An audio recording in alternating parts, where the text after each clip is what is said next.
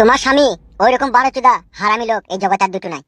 কেন কেন মারাচ্ছি কেমন মাকে কারি কারি টাকা গুনা লেগে এই যখন তোকে সোনা চেন কিনে দিছি, লেংলেস কিনে দিছি, জাঙ্গিয়া কিনে দিছি, বিষয় কিনে দিছি, তখন তোর মাথাকে জিজ্ঞেস করছিস না যে টাকাগুলো তুমি কোথা পেয়েছো? কেন আমার আব্বা এমএলএ আমার কাছে থেকে নেয় টাকাগুলো? এই শালো বইতে ছেলি লয় রে ফুট কয় যেন সব কথা তো মুটকাচ্ছি তো। তা ফুট কাল না আমাদের এখানে ধরে বেঞ্জি রেখে দিছো, আমার আব্বা যদি জানতে পারে তোমাদের গুলো বেঞ্জি মারবে দেখবা। তোমরা তোমাদের নিজের জীবন বাঁচাইতে চাইলে আমাদেরকে ছেড়ে দাও, না আমার স্বামী কিন্তু তোমাদেরকে ছাড়বে না। কিছুই করতে পারবে না তোমার স্বামী। হ্যাঁ রে কালো কুকুর, হ্যাঁ বলো। ফুটু আসছে না কেন, কি ব্যাপার? কিছু কি গন্ডগোল হলো নাকি? বিষয়টা তো কিছু বুঝতেও পারছি না, মাথায় কিছু ঢুকছেও না। ও আসতে তো দেরি করছে কেন? ফুটু এখানে না আসা পর্যন্ত একটা ফুল এন্ড ফাইনাল ডিসিশন তো লিয়া গেছি না, এদের দুজনকে বাঁচিয়ে রাখবো নাকি মার্ডার করে দেবো। আমি কি একবার বাইরে আড়াল লাভটা লেগে এই ফুটুর বাড়িতে খবর লিয়ে আসবো? আনতে তো হবে, সেই তো আসল গুরু। তোমরা বললা যে আমার বউকে তুলে নিয়ে আনবো, ওটা আমার বল হয়তো বল হয়তো মানে ওটা তো এমএলএ সাহেবেরই বউবে। ওটা লয় খবর, আমি চিনি না নাকি আমার বউকে? তুমি কার বউ? আমার স্বামীর দুটো বিয়ে। আমি বলছি না আমার বল হয় ওটা। তাহলে এই ছেলেটা কার? এইটা আমার স্বামীর এই পক্ষের ছেলে। এই পক্ষের মানে তাইলে কি এই ফালতুর বউকে তোমার স্বামী বিয়ে করেছে তারই ছেলে নাকি এটা? কে ফালতু? এই তো আমার পেছনে যে দাঁড়িয়ে আছে এর নাম ফালতু, এরই বউকে হয়তো তাইলে তোমার স্বামী বিয়ে করেছে নাকি? তা হয়তো হবে, সেটা মনে লাগেনি তো আমার কপাল পড়লো। তাহলে এই ছেলেটা তাহলে ফালতুর বউয়ের ছেলে? হ্যাঁ বে ফালতু দাদা, ওইটা তোর বউয়ের ছেলে বে? না আমি আমার আম্মার ছেলে।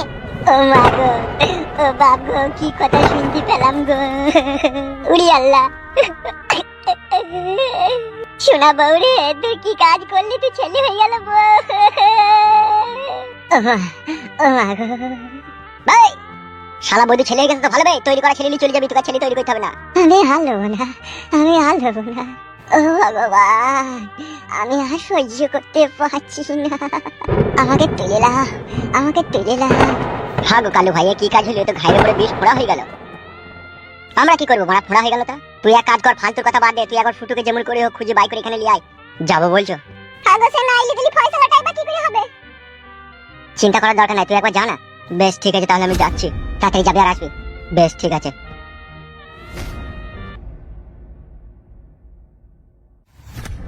বে দূরে এটা আমাকে কেমন ভাবে সাজা দিছিস বে? গায়ে মারাছিস নাকি? শালা হারামিরা, দেশে সরকার এইভাবে সাজা দেয় না মানুষকে। বুকা চুদারে চার হাত পা বেঁধে পুঙ্গাই বাস ভিড়ে দিয়ালে কোলে থারে কই দিটা আবার কি রকম শাস্তি বে?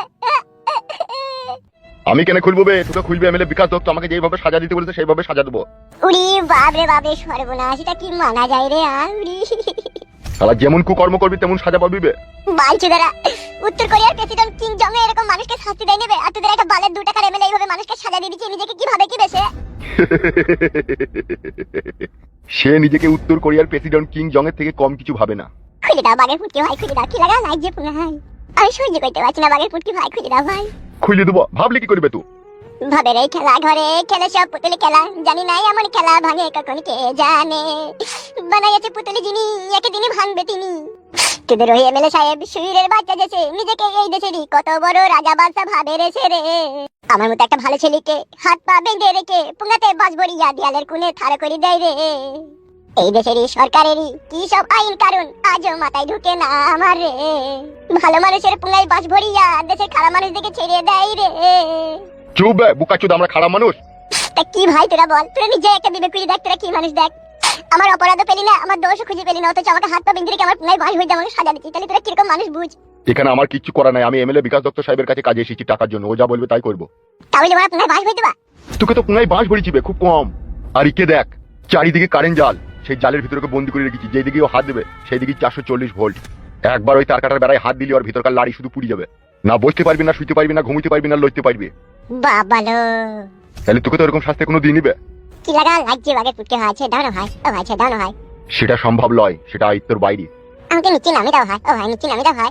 ধর বালচুদা, কানে কানে ফ্যাট করে বকছে। যতক্ষণ এমএলএ বিকাশ দত্ত সাহেব এখানে না আসবে ততক্ষণ তো ওইভাবেই থাকবি বে। সে এসে ফয়সালা করবে কি করবে কি না করবে। সহ্য করতে পারছি না ভাই, লাগছে। লাগার জন্যই তো তোকে এরকম কঠিন শাস্তি দিতে হবে। ওইভাবেই থাক, সে আসুক তারপরে ফয়সালা হবে।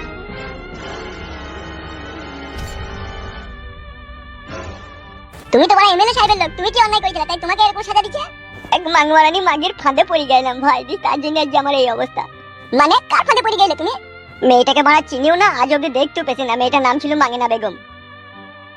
মাঙ্গেনা বেগম মানে সেই কালো কুকুরের বউ। কি ভাবছো ভাই? লাগছে ভাই, লাগছে, কিছু ভাবিনি, বলো দি বলো। দিয়ে সেই মেয়েটাকে আমি ভালোবেসে ফেলেছিলাম, সেও আমাকে ভালোবেসে ফেলেছিল। দিয়ে এমএলএ বিকাশ দত্ত সাহেবকে মার্ডার করতে পারিয়েছিল। দিয়ে ওর বেটা জর্দার করছো রাতে জায়গা চেতন হয়ে গেছিল, দিয়ে ধরা পড়ে গেলাম। তাই নাকি? দিয়ে সেই জন্য শাস্তি দিচ্ছে নাকি? হ্যাঁ। তুমি কোনো রকম ওইখান থেকে হ্যাঁ বেরিয়ে আসতে পারবে না ভাই, আমাকে খুলে দিতে পারবে না?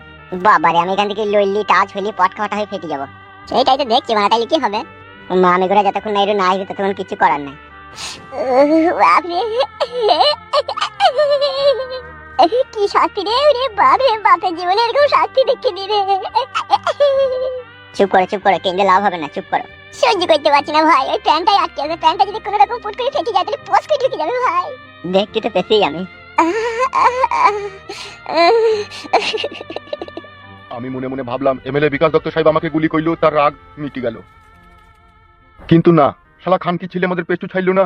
আমিও তো সেটাই ভাবলাম বাবা, আপনার ছেলে ভালো হয়ে গেল আর ঝুট ঝামেলা করবে না, কিন্তু এই উরু চাই গায়ে এসে পড়বে আমি ভাবতেও পারিনি। ভালো ছেলে হয়তো বলা যায়, লোকের গায়ে কাটি দিদি বেড়াইলে আর কি হবে বলে, এরকমই তো হবে। ওই রকম কথা বলিস না মা, সে কিছুদিন আগে অনেক ভালো হয়ে গিয়েছিল, আমাকে অনেক ভালোবেসেছিল। হ্যালো, এখন কি করবি বল, এখন আর কিছু করার আছে? তুমি যাও নারকেল বেগম এমএলএ বিকাশ দত্ত সাহেবের কাছে। মামুকে ছোড়া, আমি মেয়ে মানুষ হয়ে এমএলএ সাহেবের কাছে যাব, আর ও পুরুষ, ও মদা পুরুষ, ও বসে বসে হুকুম করবে কাটি। এমা আবার যদি যাই, আবার যদি আমাকে গুলি মেরে দেয় এমএলএ সাহেব, তখন কি হবে? গুলি মারবে মরবে, ওই রকম ছেলে পয়সা দিতেই বা কে বলে? কাকা, কি ব্যাপার তুমি এখানে? আমি ফুটুর খোঁজে এসেছি, ও কাল থেকে আমাদের সাথে দেখা করেনি, সেই জন্য এলাম। ও বাড়িতে নেই? বাড়িতে নেই তো। তাহলে কোথায় গিয়েছে কাকা? আমাকে একটা লোক ধরে গিয়েছে। কি বলছে কাকা বাবু আপনার লাতি? ও ঠিকই বলছে, এমএলএ বিকাশ দত্ত সাহেবের লোক ওকে এখান থেকে ধরে গেছে। কবে কাকা, কবে? পরশুদিনকে সকালে। তাই নাকি কাকা? হ্যাঁ গো ছেলে, হ্যাঁ।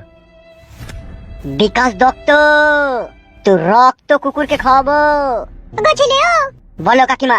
আমার জামাইটাকে দিয়ে এমএলএ বিকাশ দত্ত সাহেব তুলে নিয়ে গেল, কিছু তোমরা একটা অত বন্ধ হও, কিছু একটা ব্যবস্থা করো। ও ভাই কালো কুকুর ভাই, আমার ছেলেটাই দুদিন থেকে রাতে ভাত খেয়েছে না, কাঁদছে, ওর বাপের লেগে, ওর বাপকে যেমন করে ছাড়িয়ে আনার ব্যবস্থা করে দাও ভাই তোমরা। ঠিক আছে বৌদি, তুমি কান্না করো না, দাও ভাই, যেমন করে হোক আমার স্বামীকে তোমরা এমএলএ বিকাশ দত্ত সাহেবের কাছ থেকে ছাড়িয়ে এনে দাও ভাই। এলা কান্দিস না, মন করি তো কান্দিস না।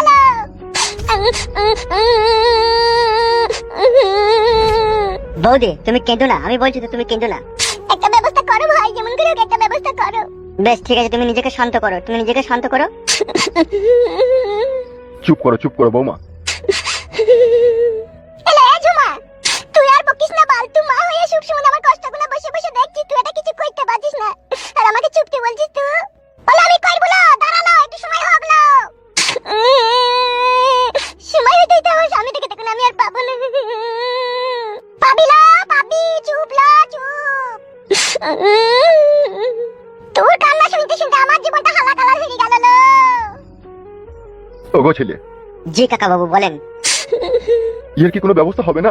সব ব্যবস্থা হবে, আমি আসছি। হ্যাঁ কাকা বাবু, আমি রাত্রি 8টার সময় আপনার বাড়ি আসবো, ঠিক আছে? তারপরে আপনাকে ফাইনাল কথা জানাবো আমি। বেশ ঠিক আছে বাপ, ঠিক আছে।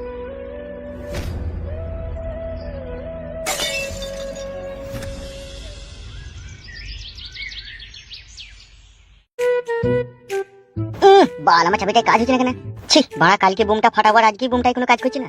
এই শেষ চেষ্টা করি একবার দেখি। বলছি হাফ গান্ডু ভাই আছেন নাকি? কে রে? আমি এমএলএ বিকাশ দত্ত সাহেবের লোক সাদা কুকুর। সাদা কুকুর? সে আবার কোন শালো? ভিতরে আইবো ভাই? কই আই দেখি। কেমন আছেন ভাইজান? এই তো ভালো আছি, তুই কেমন আছিস রে? আমিও ভালো আছি। দি কাজ কাম কি করছিলেন? কি আর করবো ওরা, এই বুমটার এই চাবিটা কাজ করছিল না, তাই সোজা করছিলাম। বাবা রে, আপনি বুমও সোজা করেন? বুম কিরে বোকাচোদা, সব আমি নিজের হাতে তৈরি করি। বল কি খবর নিয়ে এসেছিস? খবর বলতে আপনাকে এমএলএ বিকাশ দত্ত সাহেব ডেকেছে বললেই তো আর হাফগান্ডুকে পাওয়া যায় না, আমি এখন অন্য কাজে ব্যস্ত আছি। কি কাজে ব্যস্ত আছেন? সামনে ইলেকশন, 26 জনকে মারার কন্ট্যাক্ট লিয়েছি। কটা মার্ডার হলো? এখনো হয়নি ফাদা, বাড়ি গেছি তা কাউকে খুঁজে পেছি না। তা আপনাকে যে খুব ইমার্জেন্সি এমএলএ বিকাশ দত্ত সাহেব ডেকেছে কেন, কি হয়েছে কিছু বলেনি? সেরকম কিছু আমাকে বলেনি, শুধু বলেছে হাফগান্ডুকে এখানে ডেকে আনতে। কাউকে মার্ডার করতে হবে নাকি? হইলেও হয়তো হইতে পারে, তবে কিন্তু আমি শিওর জানি না। বাল মুকুচুদা, এমএলএ বিকাশ দত্ত সাহেবের পুলিশ চুল করে ধরতে ঝুলি থাকিস বেতো, তা সে কাকে মার্ডার করবে আর সে আমাকে কিসের জন্য ডাকছে তুই জানি না? আপনি যাবেন কিনা তাই বলুন। আমাকে বলেছে তুই যে হাফগান্ডুকে ডেকে আনবি, তাই আমি ডাকতে এসেছি। আপনি আমাকে গরম দেখাবেন না, আপনি চলুন। ছি বড় কাজের প্রচন্ড চাপ রে। কাজের আপনার যতই চাপ থাকুক আপনি চলেন, আপনাকে ভালো রকমের হসলা দেবে এমএলএ বিকাশ দত্ত। ঠিক বলছিস তো? হ্যাঁ গো, আমি মিথ্যা বলি না। তাহলে যে বুম ফুম মেশিন ফেশিন এগুলো কি নিয়ে যাবো নাকি সাথে করে? ওই সব তো এখন আনতে বলেনি, এখন আপনাকে শুধু ডেকেছে। কই চলে বোকাচোদা, চো কই দেখছিস? হ্যাঁ আসুন।